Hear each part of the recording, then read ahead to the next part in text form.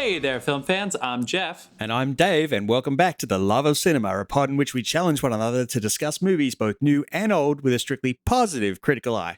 That's right. And to avoid lazy negativity, we have decided that this episode about this fucking movie should be a drinking game. Just this one. Never done this before. Just this one. Never, ever. So anytime we say anything negative about this film, about each other, about anything else, about life, you're going to hear this sound. That buzz means that we have to take a drink, and I'm going to get us started right now with that. We're going to keep it positive, people. I hope you drink along with us. So, pour yourselves a glass and get ready to beat up some hobos.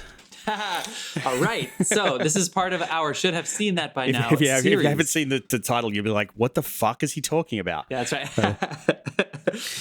This is part of our should have seen that by now series, which we started not too long ago about movies that we just should have seen.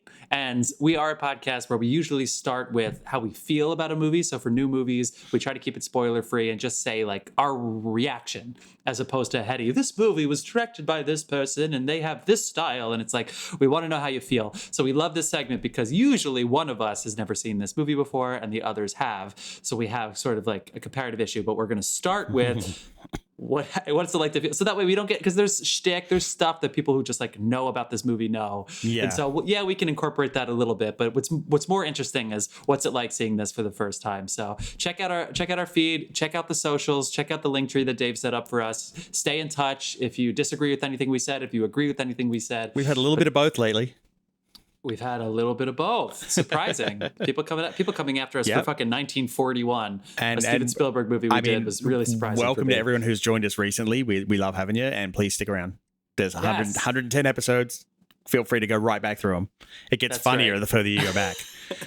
Dave, do you want to shout out our sponsors that John usually does, but co-host John is not here today? No, I've never listened to it. I didn't. That's right. Who's our beer sponsor? I mean, I Carlos Barroso. I almost couldn't make it through the intro, for fuck's sake. So, that's the first time I've actually got that right, doing John's part. I'd be horrible on Broadway. I'd only know one track. I know, the swings nowadays, Dave. We need a swing.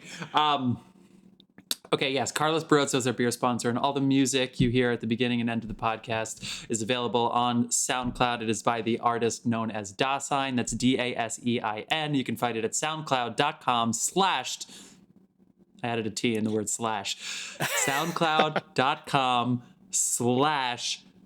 Dasein-artist. Dasein-artist. Sorry, and Carlos. People got to look into our feed to spell your name. Yeah, we've also made it pretty easy on the link tree that we mentioned before. If you happen to grab hold of that, we can. It's on all of our socials. The link to that link tree. It's got the links to everything. Dasein, Carlos, everything. So yeah, episodes on Spotify and Apple Music, YouTube, the lot. All right. Well, cue the Ludwig van and don't shut your glazies. It's time to video here a podcast episode. We're talking about A Clockwork Orange, people. So as we said, usually somebody has not seen this movie. Dave, which one of us has not seen this movie? It was John. No, it's me. It's me. Okay. I had not seen this. And we always ask, for whatever reason, why? Well, I mean, it came out in the 70s when I was a child, for a start, and then I just never really got around, because like all I ever heard about it was like it's hyper violent and strange and stuff like that, and so I never ever went back for a revisit, because I mean, we all know, anyone who listens to this show a lot knows I'm not overly impressed with Kubrick. Yeah. So. Which is funny. I will say. John Ghostbust me from somewhere. Why did so many buzzes go up? Which is funny, Dave, because whenever we've talked about, because you've also said this about Tarantino too, but for whatever reason, the films we've chosen by those two directors, you seem to have liked. We've done Paths of Glory. Yes. We've done Dr. Strangelove. Yeah. I think that's it, right? 2001.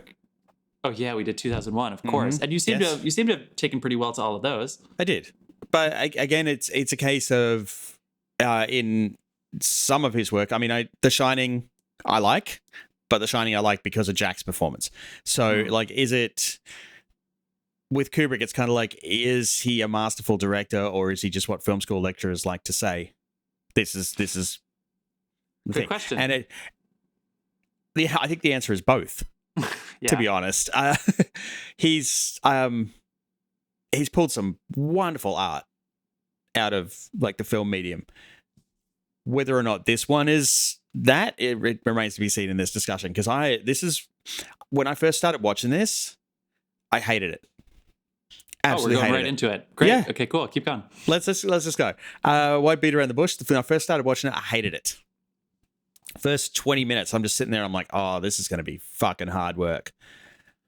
And then all of a sudden, something happens, like something kicks in and it just grabs you.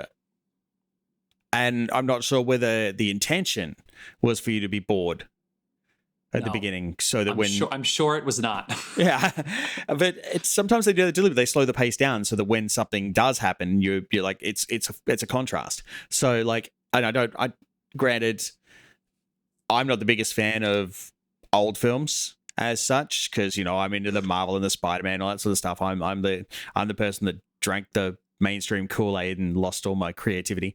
But in this case,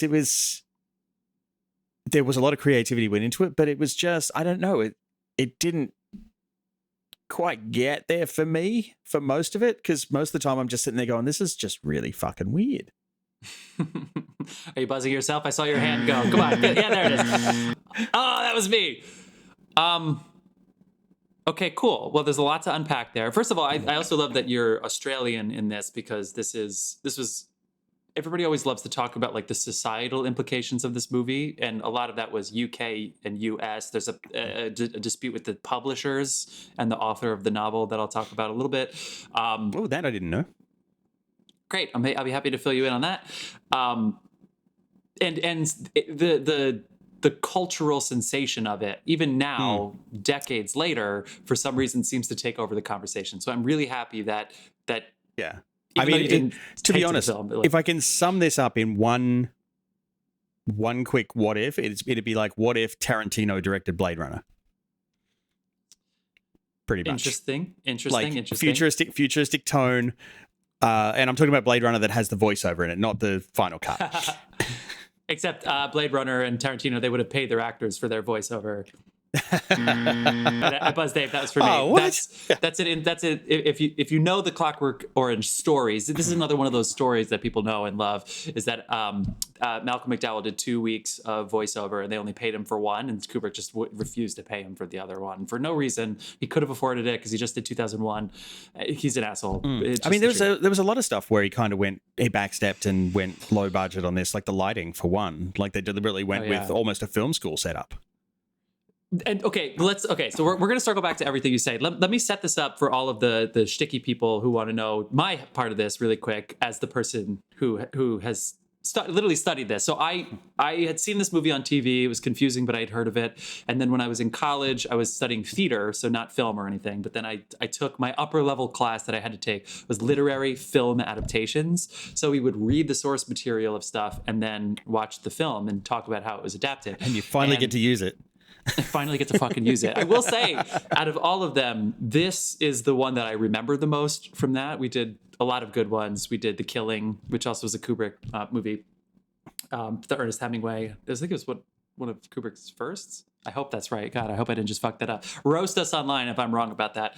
But this is the one that stayed with me the most. And the funniest thing is that this Kubrick is actually praised for this, believe it or not, because it is supposedly, I'm going to put air quotes from our audio listeners, this is supposedly his most faithful adaptation of the source material out of all of the movies that he's adapted, which is not that many.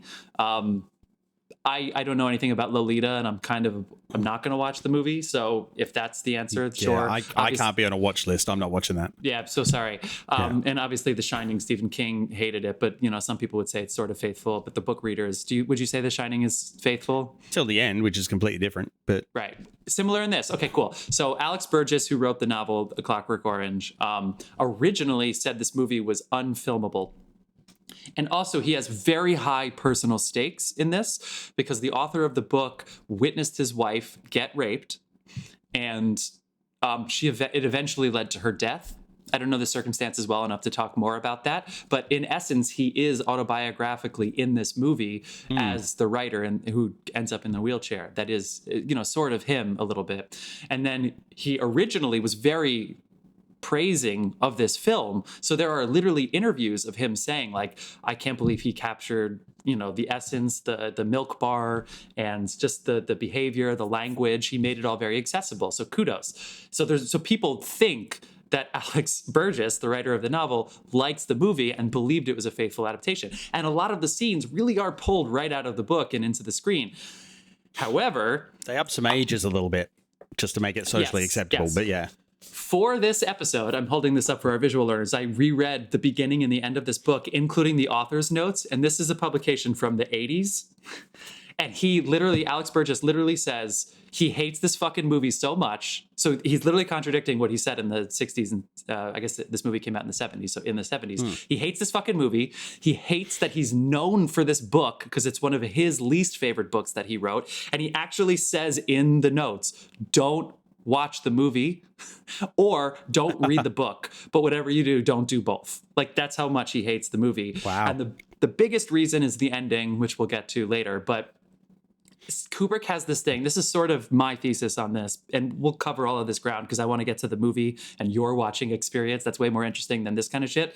But essentially, the book is 100% through Alex's point of view, which the movie is, except, and I said this about Tarantino, that's why I brought him up before, Kubrick is always the lead in his own movies.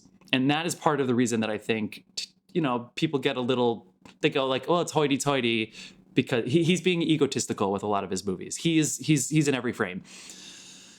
The book is just a sociological drama. It's just about Alex, and the original ending, which is not in the American print, the American publishers literally removed a chapter. Wow.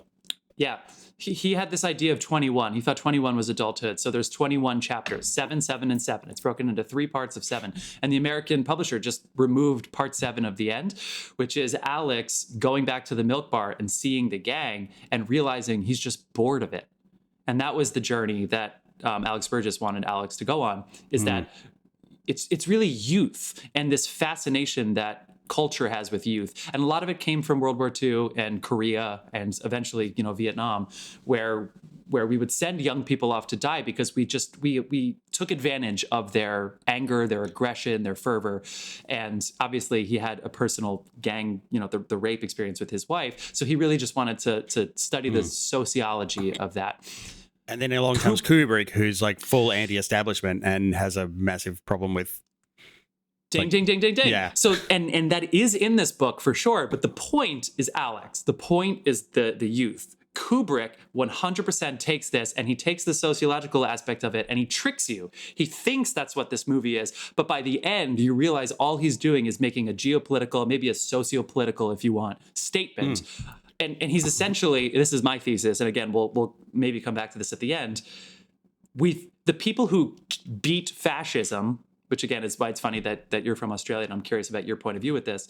The people who beat fascism created a new form of fascism in Stanley Kubrick's mind. And that form of fascism, as you can see by the end of this movie, is the liberals, the writer and his friends who drug him, they use Alex for their political gain, while literally the prime minister is using Alex for their political gain too.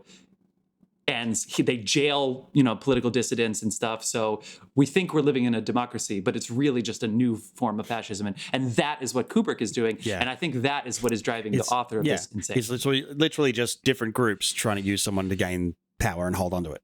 Exactly. So even though it's a faithful, that's probably what drives him the most insane, is a lot of the scenes are directly pulled. And yet for some reason, it's just a total mindfuck. It's a faithful adaptation, but the message is somehow different. And maybe you're listening at home and you think that makes Kubrick even more brilliant, that he can do that. Certainly the book writers hate it, but maybe we love him more because the writers hate it. I wouldn't disagree on that either. I wouldn't. Okay, so I'm going to pull back my cloak about just... I read all of the stuff about this movie and it's interesting. What's more interesting for me is somebody watching this cold. So let's go to you. You talked about the original part boring you. Whoa. I wrote down really quick what this movie opens with.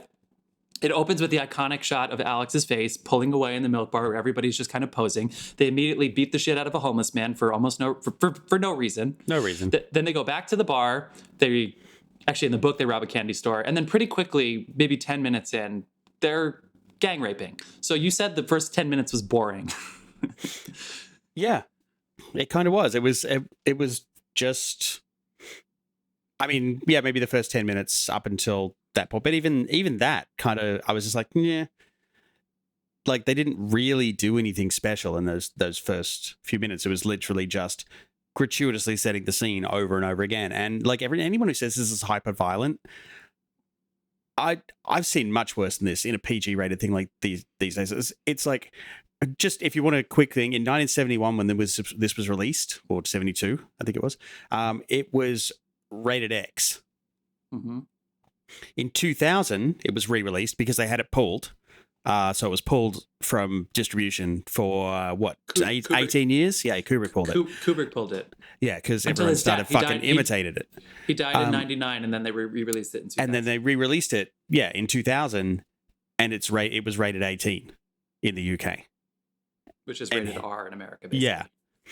So, I mean, there's a societal barometer for you right there. Yeah.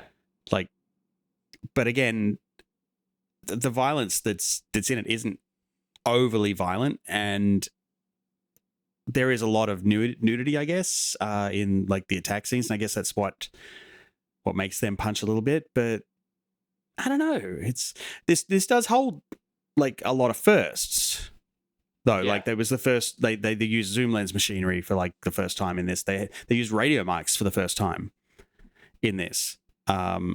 So it's got a lot of technological firsts, and I guess that was the first time, like busting out the radio mics. That's a big one. Yeah, there were a couple things, and what wasn't a lot of that.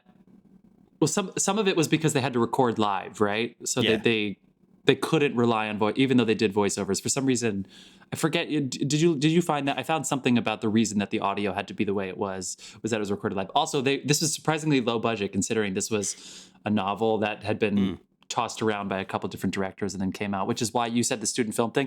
Apparently, they were putting the camera on wheelchairs as dollies. Yeah. Do you think you could have made this? Yeah, like you could have filmed this in the way that in some cases. Yeah. I mean, this again, it was like short of finding the locations, there was nothing overly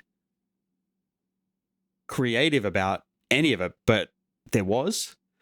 And I think a lot of that stems from the performance. Like I'd love to like pick the man's brain and see if he deliberately went that far back and that simple to make it so stark.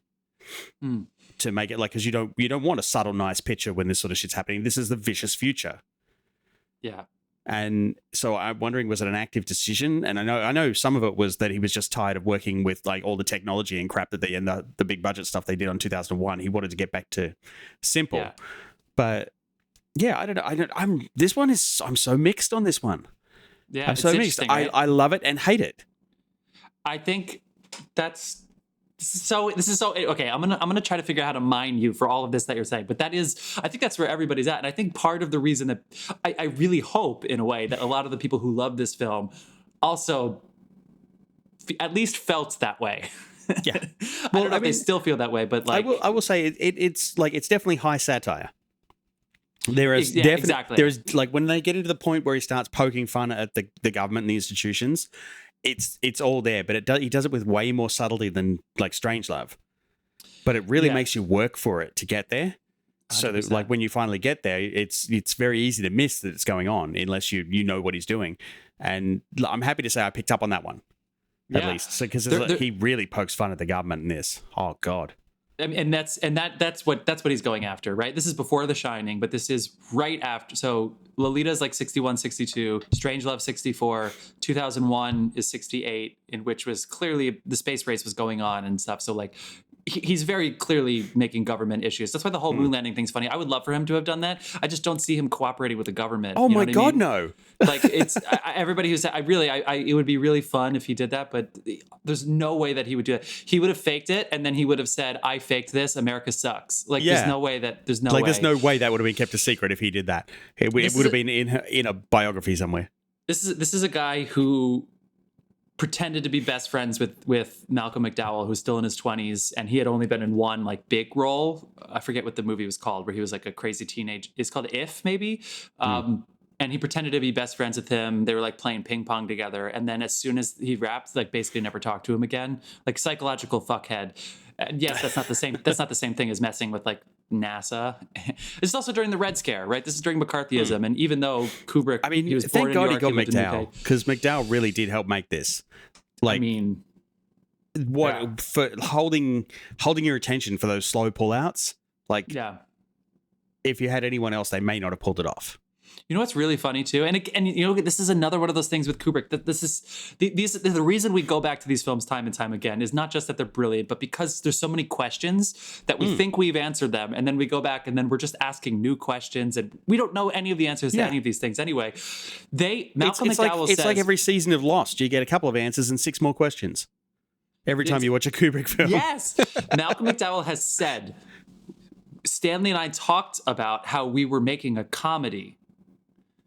So the question is, did Stanley Kubrick really think he was making a comedy, or was he fucking with Malcolm McDowell because he thought that would get a better performance out of him, or at least the one that he wanted? But deep down, Kubrick knew that what he was going for wasn't dark comedy. I don't know, but I know that there's only like one time in this movie that I laughed. You know, maybe people laughed at the ending scene with the mouth popping open, which has been debated a million times too. We'll get to that. But the only scene that I laughed is when he comes home after the prison and he's talking to his mom and dad, and then he leans over his dad in the weirdest way for somebody who's out of prison and is trying to make amends with his family, and he goes, "Hey, Dad, there's a oh my God, what's the line he says? What's the line? There's a strange fellow sitting on the couch there next to Mom." You know what I mean? Like it's like that scene made me laugh. But other than that, I liked when they were doing the paperwork for his transfer. Oh, yeah. That was ridiculously comical as well. That kind of reminded me of Strange Love in a way, where you had the George C. Scott scenes and stuff. Just a quick thought, because you said about, I can't remember what you said about like what his thoughts were. Could you imagine pitching this today? Like trying to pitch this movie today? Like you'd be sitting in a boardroom and someone would be like, "So what's the intended market?" And Kubrick could just pull out a gun and fucking shoot the marketing guy. Yeah. Like I'm buzzing you just because we had to get our buzz count up. But how many people, how about this? This is a better question. If this is 2022, if this movie came out today, how many people would be canceled from this movie? I don't think this movie would get made today. There'd be too many people sitting there going, what's the return on this? Like that's the why these films exist in the 70s, because they were just letting these guys go and make whatever you want to make but in this day and age, you've got so many producers and marketing people hovering over you. This can't be made now. Yeah. Okay. There's so much to talk about. So let's stick with Alex for a second. So Alex is such an interesting character. We see with the watch drawer.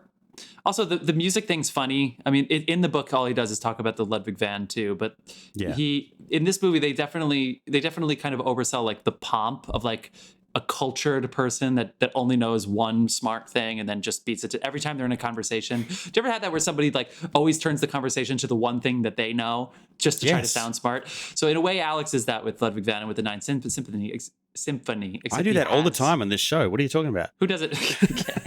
Am I even being buzzed here? So Alex, they open the watch drawer and you see he has a lot of watches. He has a nice house, nice family. He's a watch guy. Yeah, but he beats the shit out of this homeless man with his other droogs, and they're wearing the masks and everything. And again, this is all about like youth and aggression, and and they rob the man. Actually, in the book, it's really funny. They rob the man, and then they go to the bar and they buy everybody around. So everybody thinks they're heroes, and then they go and beat the shit out of the guy at the candy store, and then go back to the bar. And when the cops show up, they're like, "What?" Like everybody's like, "No, they're nice guys. They just bought everybody around. They were here with us. He didn't rob the store." So it was actually a tactic in the book, but unfortunately for time, they had to. The original cut of this movie was 4 hours, so I imagine they had to chop that down. But they robbed people, but they didn't need to. Is sort of the point of that. Yeah, it was about the chaos. But there's no villain. Obviously, Alex is the hero and the villain. He's a proper anti-hero. talk to me a little bit about what you thought about Alex's journey. Obviously, you liked the performance, but I did like the performance. For a minute there, I couldn't follow his journey because I didn't know where this was going. I didn't look up anything at all. Right. I went in completely cold. And then finally, like when the betrayal happens, because I feel like I can blow that now because, like, you know, we're safe. It's been, what, 50 years? 50 years, yeah. We didn't celebrate the 50th anniversary of A Clockwork Orange. That's crazy. It's yeah. I didn't see it at the drive-thrus. Yeah. when the betrayal happens and he gets sent to prison, it was kind of like, all right, how is someone like him gonna like get by in prison? And it was completely like they turn it on its head. And it's completely opposite of what you expect him to behave like once he's incarcerated. And I felt that was a good little journey. Like because he's not. In prison, he's well behaved and he's got discipline and he's got a routine, and it was kind of like, was he just acting out because he had no direction in life? And you know what? That's parents. A pretty faithful adaptation of the book, and it's not even. I don't remember the parents in the book, but that's not the point, right? We shouldn't be shitting on the parents and their parenting, right? I don't think the book or the movie are trying to. No, you can shit on bad parents. But I think it actually makes it stronger if it's not the parents' fault that Alex is this way. If it's either the society's fault for taking advantage of youth, we obsessed with youth, right? How many Madonna? When was the last time you gave a shit about Madonna? Like, she's still Madonna, but we care more about Ariana Grande, and in 10 years we'll care more about the next person, right? Exactly. Get the date. Okay. Anyway, but yes, I also love that. Oh wait, she was in Don't Look Up. She was in, and she's going to be nominated for an Oscar if that hasn't come out yet. Okay. Anti-hero comes back afterwards. Pretty interesting. I'm sure we'll circle back to him. So another thing that gets talked about a lot is the view of women, which is really tricky in a first-person narrative where the guy is a delinquent, or I'll just say the guy sucks, even though we like him. So all of the women are going to be through his point of view. But is that enough? Is it? Can you imagine somebody of the female persuasion watching this movie and being like, man, these women... They did not write kindly to these women. What do you think? That's exactly how that would be interpreted by a modern audience. That's for sure. Like there is, the women are all objects. Yeah. To be possessed or taken, and I mean that is also on purpose, but also you know. And Kubrick didn't give a fuck about this kind of stuff, and maybe that's a problem. I mean, it was the 70s. A lot of people didn't. True. There's a lot of those movies came out in the 70s. I mean, we've covered a lot of them. Live and Let Die was 70s, wasn't it? Yeah. I'm buzzing you because I know what you mean. Get out of here. I just posted to somebody in a franchise thing where they voted Harry Potter the #1 franchise. I was like, we did this too. We were going to include Bond, but then we watched Live and Let Die. I'll buzz myself. Sorry. Okay. Oh, I gosh myself. I'll buzz myself. Okay. You suck at these controls. I'm not good. Fuck. You're supposed to be in charge of these controls. Okay. So, I just wanted to say that as soon as I watched the threesome scene and sped up with, is that William Tell? Yes. Yeah. This is William That's Tell, the right? 1812 overture. Yeah. It just goes on and on and on and on, and oh my god, and it's obviously sped up. Yeah. Keep in mind that was like a 27-minute take. Yes, that's the first thing I thought. I was like, yeah, please tell me you didn't do 100 takes of this. No, those girls are like, I'm done. They just let it go for like 27 minutes. Hopefully it was one and done for those girls. Although, you know what was... Also, yes, you're right. In the book, it was supposed to be 10-year-old girls and a 15-year-old Alex that gets raped. Another reason why the writer thought this was unfilmable, but Kubrick decided to be empathetic and make Alex 17 and make the girls have... Consensual is not the right word, because those girls didn't seem... It wasn't the... I don't know. It didn't seem like they were thrilled with the sexual interaction. But anyway, I digress. Let's get into the Singing in the Rain scene. Are you ready to dive into the Singing in the Rain scene? Okay. Well, this is important because... I mean, that is an important plot point. And also the only song he knew, apparently. It's in the book, and now that you... Yeah. You didn't even know Beethoven's Ninth, really. The actor, Malcolm McDowell. Kubrick spent 4 days on this scene, which means that the lady getting raped... And again... The writer of this, we know that Kubrick didn't give a fuck about Stephen King when he adapted The Shining. We know that. The writer of this something similar happened to him, where he witnessed the wife's, and then that's why he wrote the book. So there's a little bit more care. I don't know, maybe that's the wrong way of phrasing that, but in the scene, what was it like to watch this scene for the first time? Were you aware that the scene was coming up? Nope. I had no idea the scene was coming up. To be honest, they played it a little too much, almost comedically. They thought they were in a comedy, or at least that's what Kubrick wanted. Yeah. Yeah, and I mean the singing and a little bit of violence, and then they start ripping the dress, and it just did. That whole scene didn't sell for me. That was a miss. Really, because that's like yeah. No, go ahead. Yeah, it's fine. One of the scenes that gets talked about the most is this scene. Of course, the fact that he's singing in the rain, which is this iconic song. It's just like not bucolic. It is pure joy. The song, it's just he's loving that he's in the rain because he's in love.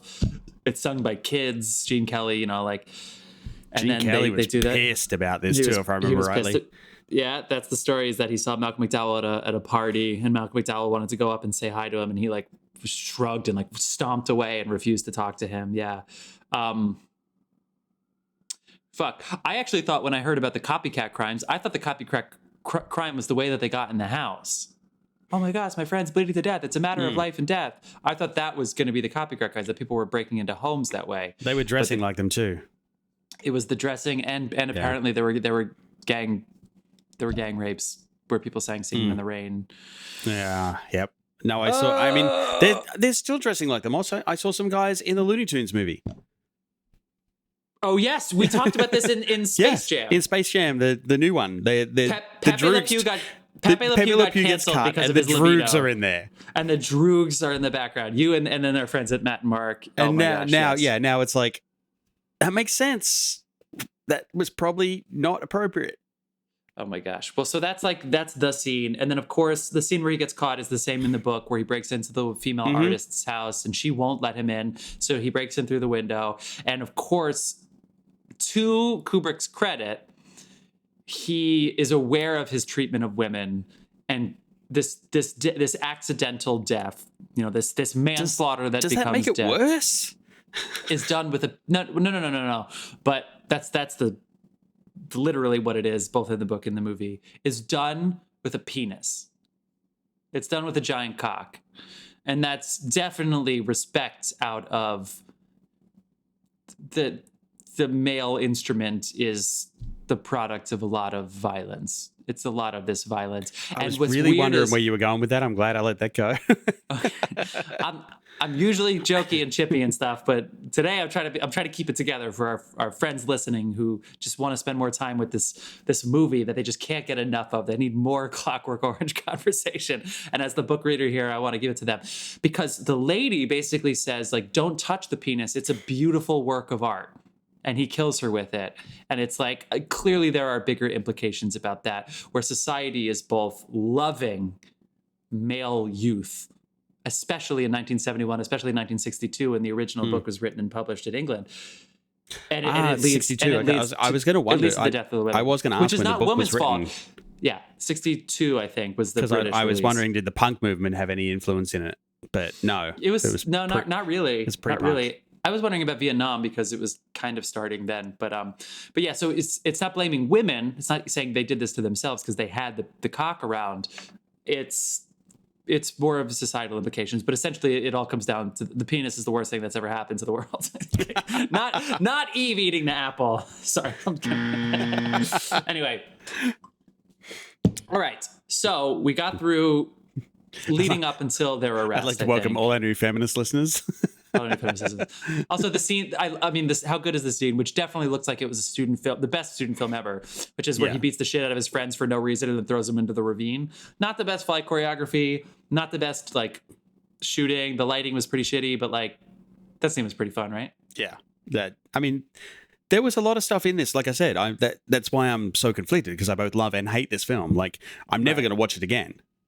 This is not something you have in your collection to pull down and, have a party with your friends. I'm with you. That's why when you recommended this film, I was like, "Fuck!" But I read the book, so if we're doing this, I gotta step up. Yeah. Okay, let's get into part two. Part two of book and movie is he's in prison. He gets arrested.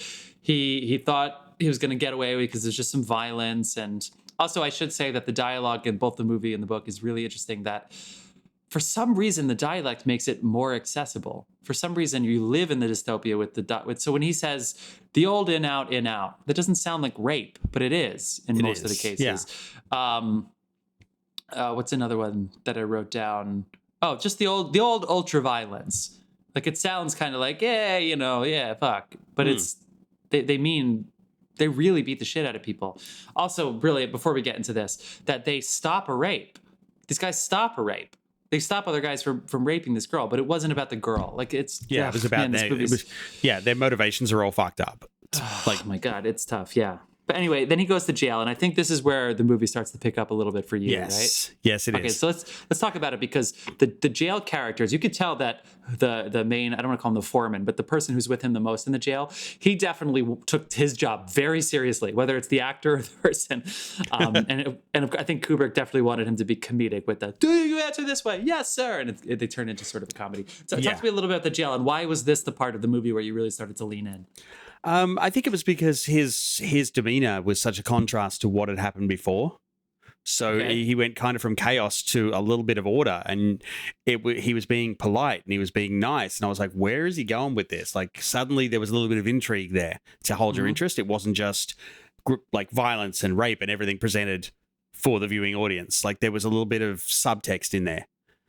Finally, and I think that's what I'm looking for in this, because this had been blown up so much in my mind over the years about this is like a fantastic film. I was just expecting a little more subtext and subtlety, and there wasn't anything in the first like act of it, basically, until he gets to the prison, and then suddenly you're like, what's going on here? And then he signs up for, like, he hears about the special treatment and immediately signs up for it. Yeah. And that's when things get really fucking freaky. I love too that it was his choice, and not only was it his choice, but but he had to really fight for it. Yeah, and it was like, did he want to be fixed, or did he just want to get out? Is one of the big questions that comes out of that. It's like, did he really want to? Because I feel like that's answered at the end. I think Kubrick answered it, and he answered that question. He just wanted out. Yeah, but like when we get to the treatment, like the prison itself was fun, but when we get to the actual like treatment part of it, the Ludovico, like when they keep the eyes open. Oh, dude, when they get to the eye openers, I'm like, I'm out. I can't do nothing to do with the eyes. Fuck off. That's hard. Yeah, no, I'm out. I am out. My eyes were watering watching this. Fuck this shit. That was a real doctor. Yeah, it was. Yes. But then they put him through the process, and it's this guy who was like raping and killing people at the beginning of the film. You begin to feel sorry for him. Isn't that annoying? That's a hell annoying. I was like, what the fuck? Why are you making me feel like this for this guy? Like, and because he's like, I've had enough. And they're like, no, you've still got like 6 days to go. You're good. And you're like, no, let him go. And it's like, oh no, wait, no, fuck him up. And I'm so conflicted. Like, this movie made me angry. It made me so angry. Yeah. Did you notice? What do you want me to feel, Stanley? Fuck you. Did you notice that when he was in the library, when he was like he was getting into the Ludovico, did you notice that he was wearing, to show that he was in captivity and that he wasn't on library and it's real, he had a red not patch, he had a red like sleeve edition thing. I did see that. Yes. Yeah. Very, very Nazi, right? It was very Nazi. Which is funny because he's in prison. That was the first place my brain went. Of course. I think they definitely were laying it on thick, but they didn't mention it or anything. No. He didn't say like, oh, put this on. Yeah, no. He just happened to be wearing it. Yeah, because then I'm saying this because all the Ludovico scenes, a lot of them were about Nazi Germany, as that they're the great villains, which is the great, we're not them, so therefore we're automatically the good guys. I must admit, once I adjusted to the treatment side of it, I started having some comical thoughts as we moved on, like the theater of humiliation when they do that. I was like, this is the weirdest Ren Fair show I've ever seen. They're applauding that he has like a heart attack when a naked woman walks out. They're like, yes, Stay away from that vagina. And then she bows. She It's bows like, naked, fully yeah, naked. It's like I've She's done my work bowing, here. Yeah. How about the camera work on that? I know it's so simple, but just the point of view where he's looking up to her and they're kind of staring towards the lights, but there's no lens flare, and it's like really stunning stuff. That was considering it was that definitely was done good. with Stanley Kubrick, like holding a camera on the ground. Like nothing special. We've all about been how they there. did it. Well, a bunch of men in suits. I've laid on the ground in some very, very despicable places to get a shot. I can relate. Oh yeah, I've been a part of some of those, and I'm surprised I don't have black lung. Yeah, I'm not going to mention any of them. That's amazing.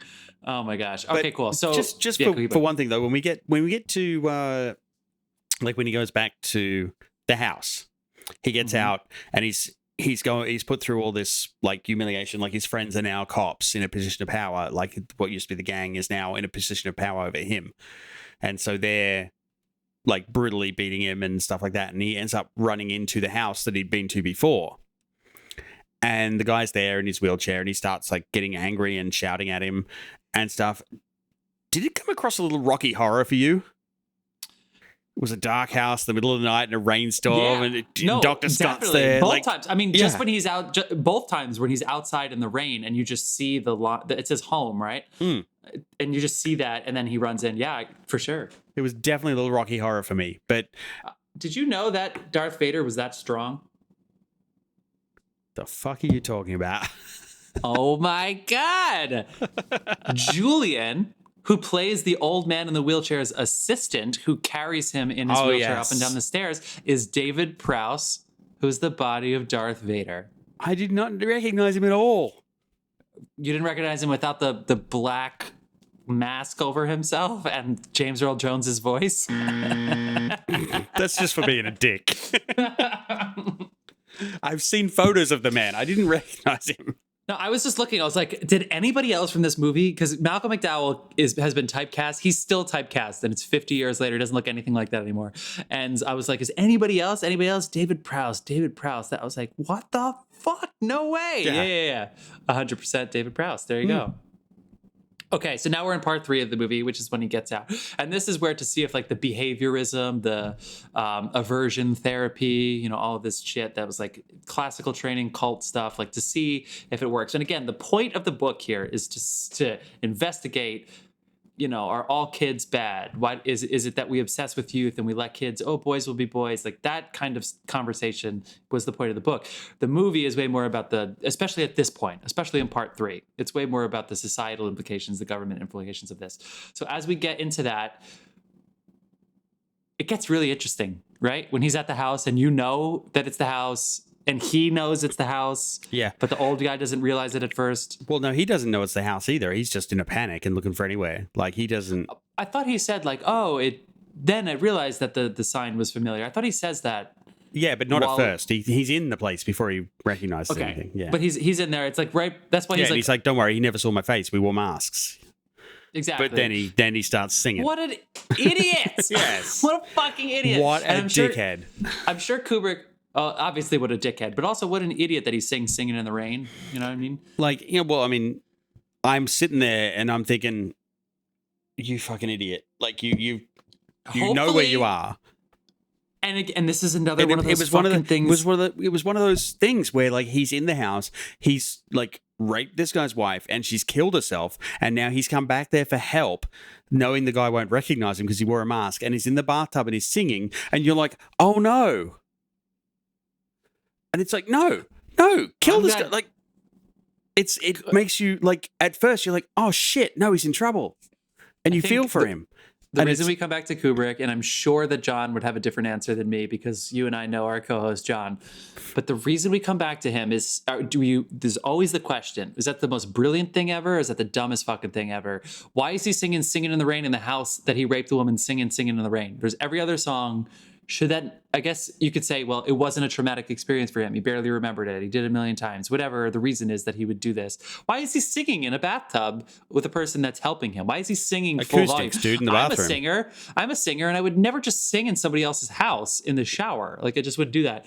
But maybe that's part of the point, is that people are fucking idiots. And one way or another, these idiot kids, which I guess in a way is most of us, but we're going to fuck it up. We're going to fuck it up. So the wine scene with the pasta, pretty fun, right? That was fun. That was powerful. Like, And the when old man he's shaking. Oh he's- my god! yeah, It reminded me he's- of Breaking Bad, right? Dude, I had tell me a- it reminded you of the Breaking Bad. I had guy. a math teacher like that in high school. It was amazing. Every time you pissed him off, he'd get the shakes. I'm surprised Oh, he didn't no. like beat us to death with dusters. There was something going on there. Were you Alex in high school a little bit? No, when I you was saw not. The shakes No. and you're like, Okay, maybe a little bit, but maybe you're more. This is the second movie this week that we watched with a Georgie boy in it, because one of the sidekicks is Georgie boy. We just watched Power of the Dog, but the old man figures it out. Obviously, with Singing in the Rain, and he has that weird, like, classic, like, his face looks like it's gonna blow up from yeah, surprise. he looks like he's kind of sidestepped into the movie Scanners for a minute. Yeah, go ahead. Yeah. And that kind of little, like, sequence going back and forth between Singing in the Rain and him freaking out is very Kubrickian, right? That, like, psychological, like, terror has been ripped off ever since. Did it surprise you when you found out that the old man he was more committed to his political ambitions, his drive to dethrone this authoritarian government than to kill the person who raped his wife? Did that surprise you? Not at all. And why is that? Because he was portrayed as a person who lived in luxury and was rich in a society where there are definitely two different class values, and those people are in these scenarios invariably corrupt. Even somebody who is stripped away from, like, If you look at it, all of his if you look at it from morality. Kubrick's point, though, like he sees anyone who's involved in, like, the high level, like, basically political aspects as at some point corrupt. Even if they were, we don't really know what their ambitions were. They were anti this government, which in a way is the right position to So be. he was willing to sacrifice everything to depose that government. Oh my God, it's so interesting. Yeah. Yeah, that's true. You're 100% right. Maybe that is, and I guess in a way that is his fatal flaw, right? That's that character's fatal flaw. Because I mean, I don't know if it was entirely his idea. I feel like other people helped him get there because he wasn't in this alone. right. So then, but they scene where he's trying to, like, where he's like, try the wine, yeah, and he's literally trying anything to not drink that wine. yeah. That was a good one for me. I was glued to the television at that point. Me too. That was really, really tense. It was tense as fuck. Before we get to the final two scenes of the movie, we kind of skipped over when his friends beat the shit out of him too, but I think we got that covered. Yeah. We got it covered because they're cops. The friends are cops. They beat the shit out of our delinquent. I briefly covered that. Yeah. That's, yeah. Sorry, you're right. You did. So we could skip over that. The delinquent youths become great cops, great warriors. I said great soldiers before. No, they don't, because they're corrupt as fuck. They've You're been right, elevated right. been Well, elevated in to a this- position of power, and they're corrupt as fuck. In Stanley Kubrick's slightly dystopian, but more than not realistic, they're good recruitment tools, and people think they can use some behaviorism on these cops to get them to behave. But ultimately, deep down, they just want to beat the shit out of the people they want to beat the shit out of. Yeah. Maybe that's a statement they take. Okay, so anyway, before we get into the final two scenes, let me circle back to the beginning here. Do you think the first third of the movie set up Alex getting kicked out of his house by his parents after he comes out of jail because they have the new ward, his friends beating the shit out of him, the Ludovico, the prison stuff? Did that make these scenes so tense? Or do you think they could have got there a different way?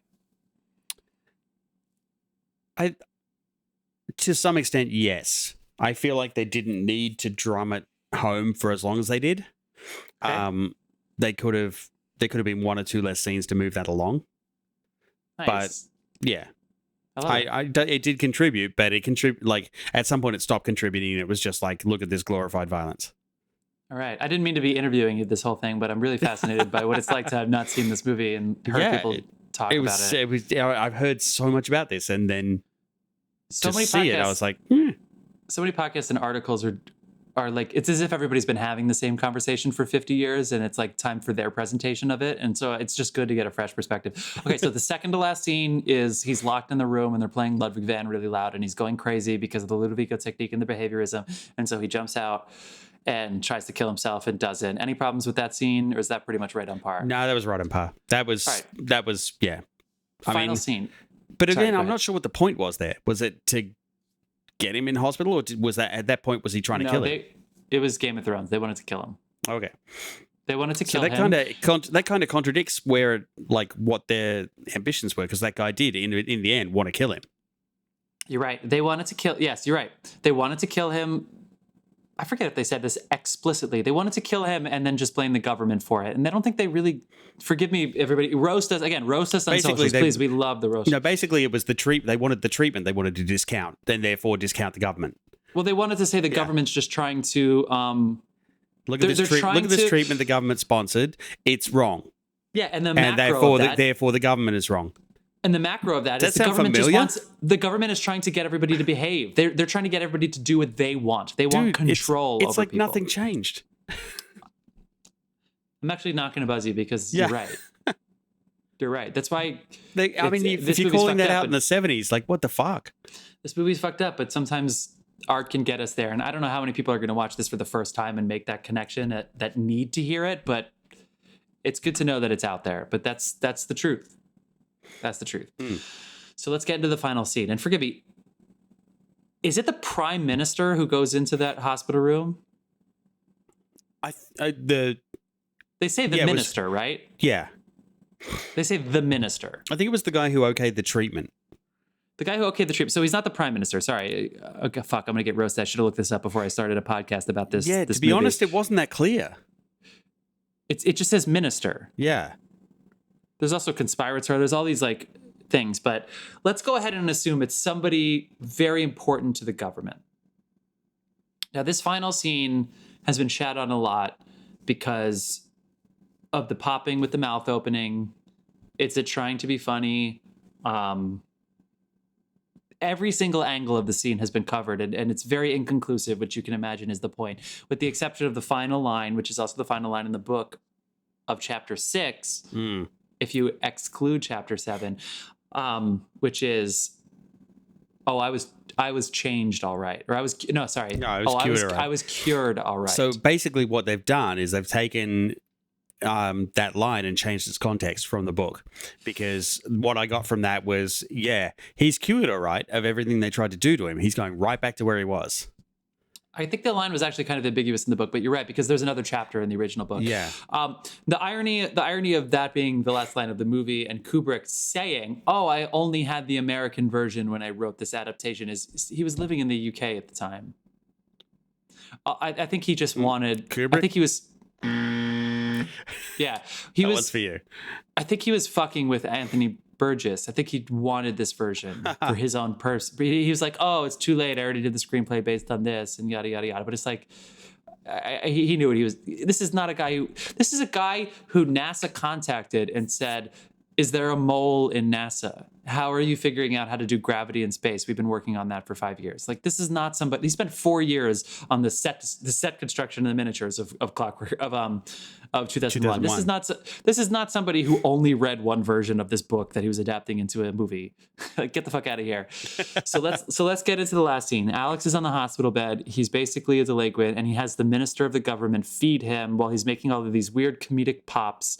And the minister, I should say, is trying to placate him and essentially trying to get a wink understanding that they're cool. We're cool, right? That's the whole point of the scene. Is basically we're cool. We fixed you. We're cool. And a lot of people are like, well, he's the popping. What was the point of that? They're just trying to be funny. And again, Malcolm McDowell thinks he's in a comedy. Who knows if Stanley Kubrick wants it to be a comedy? I think one line that I wrote down is the minister of the minister, prime minister, whatever you want to call him. The minister says, "We always help our friends, don't we?" Mouth opens, indicating he wants to be fed. The minister feeds him. And he says, "I'm glad we have an understanding between two friends that they'll exchange for an adequate life for a political. We'll give you an adequate life for being friends." So it's essentially Malcolm McDowell fucking with the minister now, which I think is brilliant, and being like, if we help our friends, then you're going to help feed me while I'm in this hospital bed, right? And the minister has to feed him. So it's proof that the government's totally full of shit. They're not the authority. They're a sham. They're all a sham. They're all a joke. I think it's powerful. What did you think of the final scene? Not much. Okay, great. Yeah, it went by on me. It lost its power after the scene where he threw himself out the window for me. So like there was not much impact from the final scene for me at all, to be honest. This is funny because our co-host John and I got in an argument on this podcast where I said the ending of the movie doesn't matter for me because I've been on this long journey. I know what I feel. And if they want the thing to fall or not fall at the end of Inception, they can go fuck themselves because if it doesn't fall, it's a piece of shit. And if it does fall, it makes sense. So it falls. I don't care what you say. It doesn't make sense at all. You want to go Inception? Okay. Dude, no. That's not even his totem. It's not his totem. Yeah, okay, you've said this before. Okay, which is another thing. He just wants to... Don't get me started on it. Don't fuck with me on Inception, man. I'll come at you. But who cares? Ultimately, it doesn't change what I felt about Inception, whether or not it falls at the end. So that's just me. Fine. So John and I argue about the endings of the film. So this is funny because here I am sitting here and I'm like, well, the ending has been bit. And it's like, nah. Yeah. I was already out at that point. Like I was packing. I was looking for my jacket, to be honest. Would it have helped you if you knew that the original ending is supposed to be that he goes back to the bar and he just gets bored of violence and he goes, fuck it. Also, there's a newspaper article that he's reading in the prison. Sorry, go ahead. If I'd known that ending, like the extra ending, the British ending, that would have infuriated me at the movie. It's like, well, why isn't it there? Like, why was that cut? That's important to the story. Ding, ding, ding, ding, ding, ding, ding. All the Brits, man, they were like, fuck it. And I think that's part of the reason Kubrick was like, fine, just get rid of it in London because everybody was giving him such a piece of shit. Most of the copycat stuff was happening in England anyway, not in America. Yeah. Which is funny because now it would definitely be in America. Fuck yeah. In the newspaper, I actually think it was the dad reading the newspaper, but it might have been Alex at the end. No, I think it was the dad. There's a newspaper headline that says, John wins car by working. I'm going to say it again just so everybody's clear. The newspaper headline is John wins car by working, which he didn't win the car. He earned the money to make a car because he has a job. It's very clearly a statement on class, on that kind of stuff. Or maybe it's on society. Like there's so much. I like so much. Like that, Marty, and that's the thing. Like that's why I both like the takeaway from this is I love and hate this. Yeah.